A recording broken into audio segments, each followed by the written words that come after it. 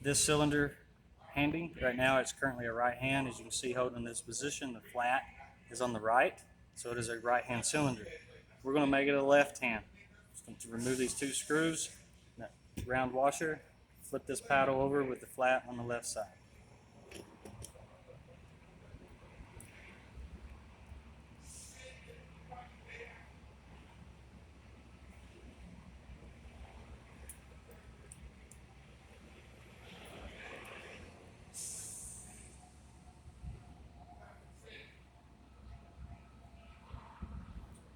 This round washer has a special indent on it. That indent needs to be facing downwards when you put it back on, so don't get that confused. When you put it back on, it won't have a slop and your key will be hard to turn. Now, let's flip that over. Now that has created a left-hand position for this. Now I'll put everything back the way it came off.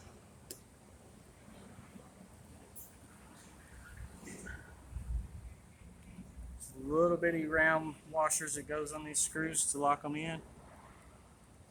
Make sure you put those back on as well. It's best to have a magnetized tip to hold these little suckers. I don't tighten that all the way down yet until I get my second screw in and start it.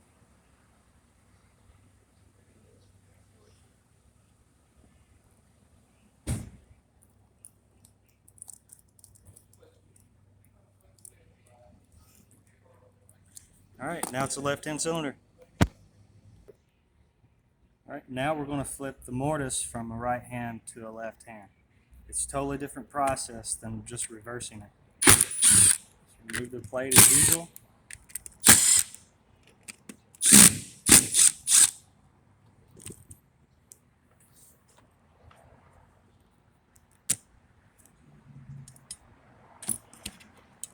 Just like reversing the latch, we're going to start with those steps. And I pick guide, and I pick spring, your top spring. We'll go ahead and reverse our anti-pick.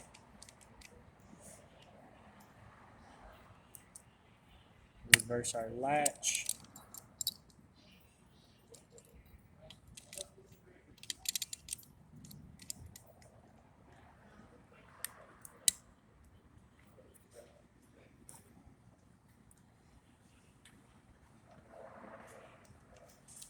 Reassemble our springs.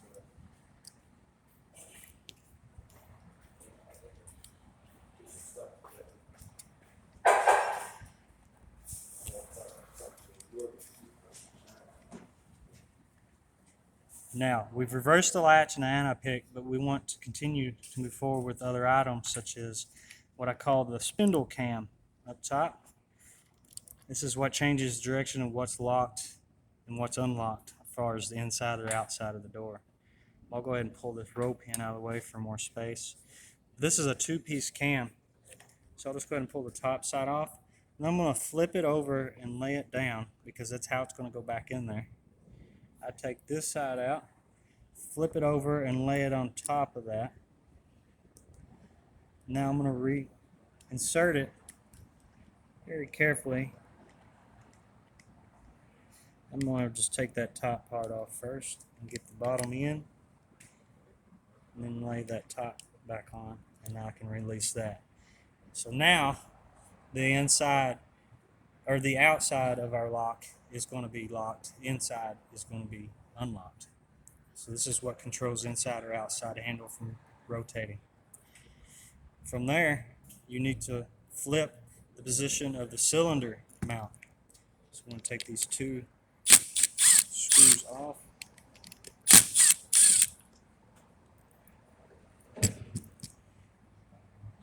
Cylinder bracket. And you'll see these two little washers. We're going to take those out and then put our cylinder bracket back in.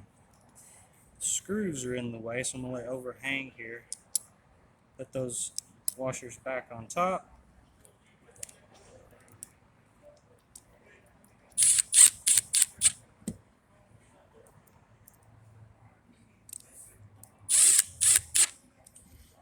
So now we reversed the position of our bracket for a left-hand cylinder to be placed in the correct position. Just change the depth of it, if you will. Correct. Just changes the depth. If we left it there, our cylinder would have been sticking. It wouldn't be sticking out far enough. It'd be too far back to the back side of the lock. Right. So now we're having it face forward. The bracket needs to be on the forward side of the lock case. So now everything's in place. Put my roll pin back on.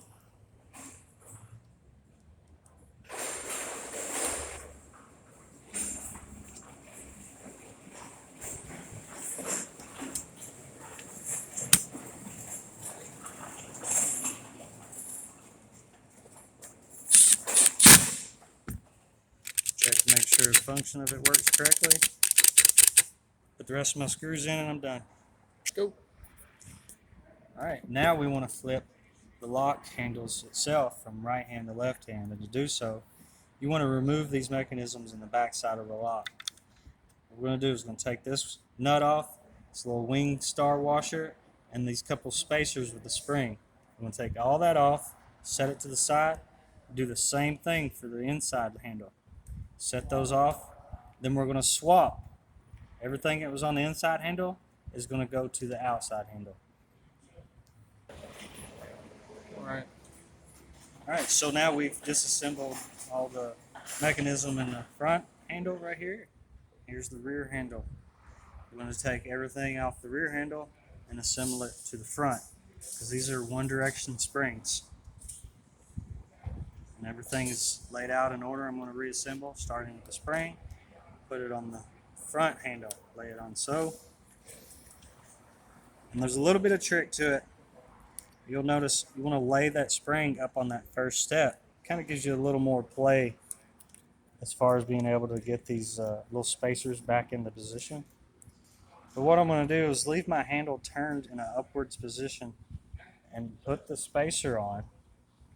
And I want this spacer to catch the leg of that spring like that. So leaving it at a upward position. I've just knocked off my spring. So like I said, this is a little bit of a trick. You might take two hands. Now I've got my spacer on the handle. I've got the spring caught by the spacer. The spring's still over here on that mounting bracket. And I rotate my handle down. And now I can fully assemble the spring in the position it goes by pulling it all the way down to that bottom step, pressing my spacers down.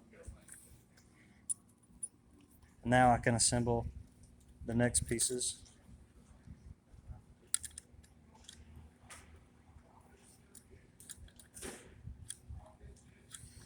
Now when tightening these down, I usually go super tight to make sure everything's pressed downward in the correct position, and then I loosen it to feel to make sure the handle returns back fully. You over tighten it and leaving it tight, the handles will stay down, they won't return. So like there, I've got it tight. So now when I turn my handle, it doesn't return on its own. I'm going to loosen that washer.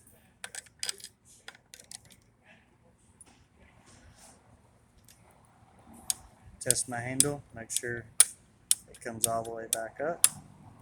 And then I'll lock in that little star washer in one of the grooves. Now it should not back out. And that's reversing the front side. Now I must assemble all this the same way on the back. These were originally on the front, now I'm moving them to the back.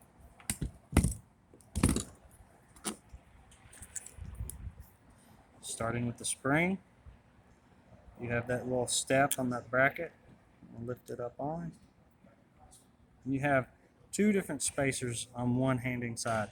I'm going to start with one and then I'll just lay that one on top after I get this one hooked. There's no use to leave them together and fight them, try to get them both on at the same time. This just simply lays on top of that one. So my handle in an upward position, I lay that in and make sure my spring is on that bracket, and you'll fight this a little bit. It doesn't always happen easy. want that leg of that spacer to catch that spring as I rotate it down. So, rotate my handle. Now I can press this down. The spring is caught on that spacer. And now I can move this over in the very bottom position so it sits flat. All right. Now I can lay that second piece just simply on top, making sure nothing moves up out of this way.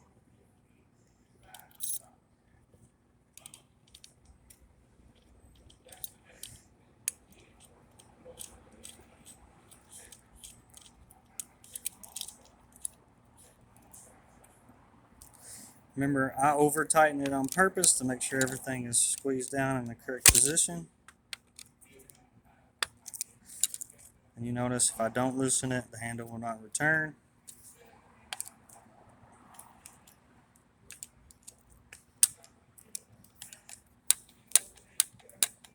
So I can lock it into position now. I just find one that's super close. Let's see. I want to have to turn it a little bit to line it up with one of these.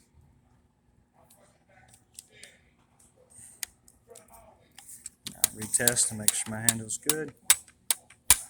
Now that's flipping the handles of the lock itself and the mortise and the cylinder. So now completely change the right hand lock to a left hand. Boom.